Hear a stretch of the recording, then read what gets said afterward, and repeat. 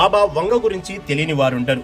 బల్గేరియాకు చెందిన ఆమె ఎన్నో ఏళ్ల క్రితం ప్రపంచ భవిష్యత్తు చెప్పి అందరినీ ఆశ్చర్యపరిచారు. బాబా వంగ చెప్పిన జ్యోతిషం చాలా సందర్భాల్లో నిజమవ్వటంతో ఆమె జ్యోతిషాన్ని ఇప్పటికీ ప్రపంచ దేశాలు బలంగా నమ్ముతాయి. కోట్లాది మంది ఆమె ప్రిడిక్షన్స్ ఫాలో అవుతారు. అయితే అలాంటి కోవకి చెందిన మరో వ్యక్తి ప్రిడిక్షన్ ఇప్పుడు ప్రపంచాన్ని ఆశ్చర్యపరుస్తున్నాయి. జపాన్ కు చెందిన రియో టాట్సుకి ప్రపంచ భవిష్యత్తును ముందుగానే ఖచ్చితంగా చెబుతారని చాలా మంది నమ్ముతున్నారు. ఎందుకంటే ది ఫ్యూచర్ ఐసా పేరుతో టాట్సుకి ఓ పుస్తకం రాశారు. అందులో ఆమె చెప్పిన ఓ ప్రిడిక్షన్ ఇప్పుడు జపాన్ కొంప ముంచేసింది. 2025 జూలై 5వ తేదీన జపాన్ లో భారీ సునామీ వస్తుందని, దాని ప్రభావంతో జపాన్ లోని చాలా నగరాలు నీట మునుగుతాయని రాసుకొచ్చారు టాట్సుకి. అందుకే సముద్రంలో సంభవించే అగ్నిపర్వత విస్ఫోటనంతోనే ఈ భారీ సునామీ సంభవిస్తుందని స్పష్టం చేశారు.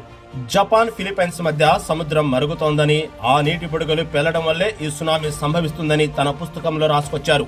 ఈ సునామీ 2011లో వచ్చిన దానికంటే భారీగా ఉంటుందంటూ ప్రొడిక్షన్ రాసుకొచ్చారు టాట్సుకి.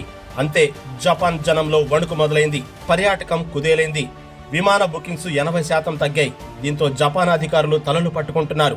టాట్సుకి చెప్పేది అంత అబద్ధమని మైకుల్లో దేశవ్యాప్తంగా ఊదరగొడుతున్నారు. అయితే జనం మాత్రం ఆమె ప్రొడిక్షన్ మీద నమ్మకంగా ఉన్నారట.